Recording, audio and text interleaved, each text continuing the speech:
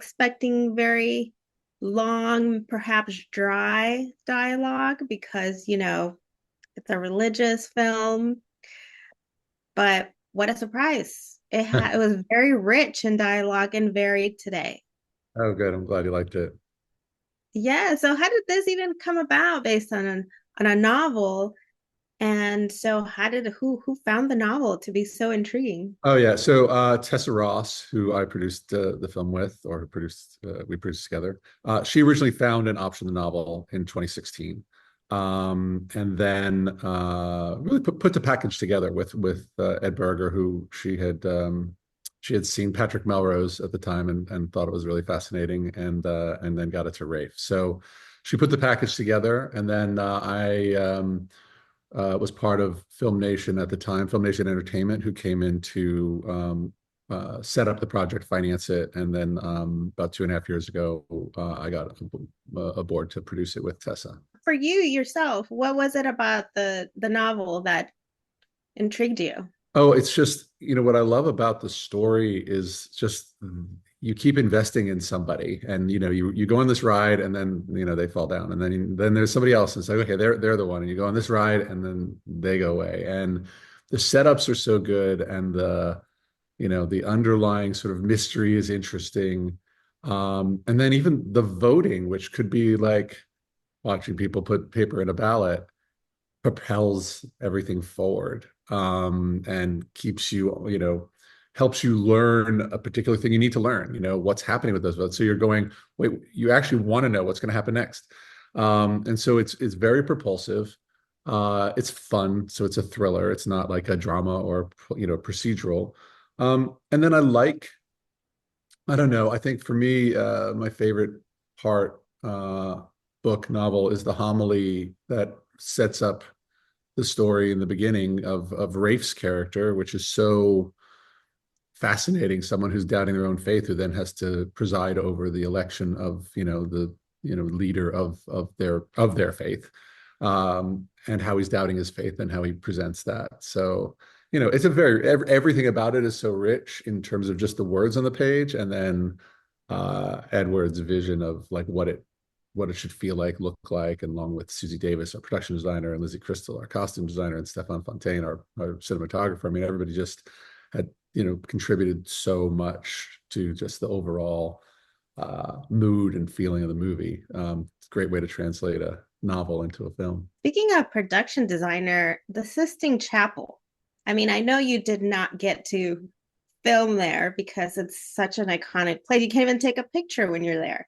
Um, so, so I mean, you're bringing it's so rich. And for me as a Catholic, I really looked forward to seeing how you guys were going to bring in the big picture. And I've been to Rome, I've walked through, and it was unbelievably done. Oh, I'm glad. The Sistine Chapel is the only structure that is actually part of the Vatican. We built it as one does in the movies. We built our own. We built it full size in terms of the walls and like the footprint of it. We did not build the whole ceiling, but we went about 60 feet in the front and 45 feet on the side. So in the front, you could look up and see the frescoes of the Final Judgment, which was helpful for the actors to be in that space to sort of feel the size, because it's not that wide, right? But it's so high. And we were on a stage that had high ceilings, and it just had this when you went in there, you felt like you were in a place, and you could really act off of that. And the doors were real, and the balcony, and all of that. So it was that was a lot of fun to build, and amazing artists to kind of you know recreate that. It was a set that had been used for another Pope movie. I think it was the Two Popes. It had been cut up and in storage, and we took it out and restored it, and then it was a lot of fun. And then the rest of the locations were just, I mean, Rome is so beautiful. And so you find yourself with these locations that give you a sense of what you feel like it should be. And I think Ed Berger has said a few times, the actual locations of the Casa Santa Marta, where the people live and where they eat, is kind of not so interesting. And we're a movie, and so we made it a little bit more elevated. But even like our dining room was the dining room that's used at a military base, because it's not meant to be that fancy. Um, and then the wall, and then the interior Casa Santa Marta, where they live in those long corridors, that we also built, and we built that originally. It's interesting. We were trying to find that location because it was not cheap to build, but we were just trying to find it all over Rome.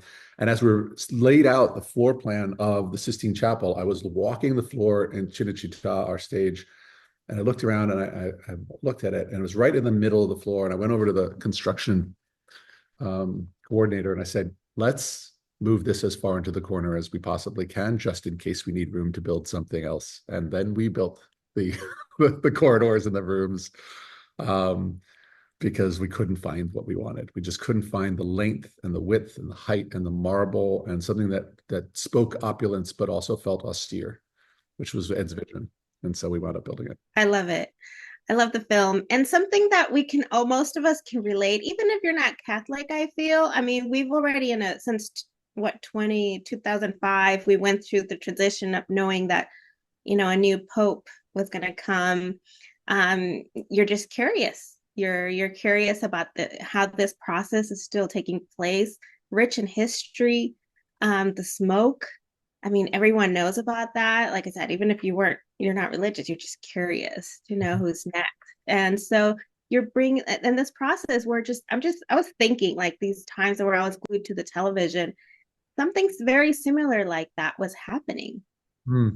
Closed doors. It's true, and it's fun. We wanted to be very, very respectful of the tradition and the rituals, and those things are not. It's not just clothes, and it's not just a hat, and it's not just a cross. These are things that I think put you in a situation where where one is reflective of the moment, like the ritual of wearing those clothes and putting them on in a certain way and how that works. I mean, even I did a tour of the Sistine Chapel, and the Sistine Chapel starts with, when you look up, it starts with the Garden of Eden, but it's meant, and it carries you through to the final judgment, and it's meant to help people feel the weight of of you know these traditions and these moments and God and religion. As you sort of get further into the chapel, you get further into like sort of that story. And I think all of those traditions um, uh, and rituals are something we wanted to really make sure we got right. We had a religious advisor with us every day on set, and we had him with us for weeks before. What do you do? What would you wear? Would someone pull their little zucchetto off their head and crumple it because they're stressed? I mean, is that a thing? Would they hold their cross? What do they do? What are their nervous habits? Are things appropriate? And so we had people there who could say, yes, you can do that. No, they really wouldn't do that. Here's what they might wear when they're not, in the ritualistic garb. That like what do they wear? So it was really great to sort of dive deep. We found some things on a tour of the Sistine Chapel that we didn't know existed, that were part of counting votes, and we incorporated those into our set, and it was a lot of fun. At the end of the day, they are cardinals. They are part of like the church, but they are human. That's one thing that I loved, and they all have flaws. They've all made mistakes. Some very bad mistakes. They're just like us and have these dilemmas and beliefs and doubts and questions. Yeah, I think one of my favorite lines in the movie is, "We serve an ideal. We cannot always be ideal." And I think that sort of sums up what you hope everyone is trying to do. They're trying to serve an ideal. And now they're people, and some people are good and bad and liberal and conservative and power hungry and not, and spiritual and less so. And there's humans, and you hope the sort of best of us wind up in positions of leadership. But I like that sentiment, because we can't, no one can be perfect, but it's good to strive. And I think that was sort of the core of at least the people that we wanted to believe really cared about the process, that's at their center. They're doing pretty much what politics does, right? Very much. One of the best lines, like today, like what do you do? Just pick the best, worst one, you know? I think it feels very, very present for this moment in time for us.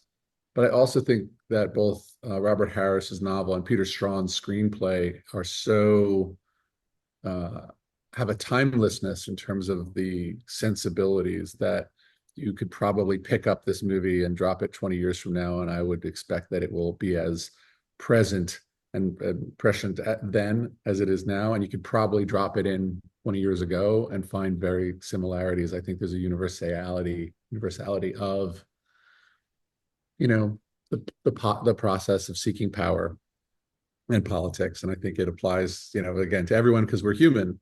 It does feel very, very relevant, though, at this exact moment. Was there someone that was kind of had to take some convincing? I know sometimes when it comes to certain projects, when there's a little bit of politics or religion, sometimes it's kind of intimidating.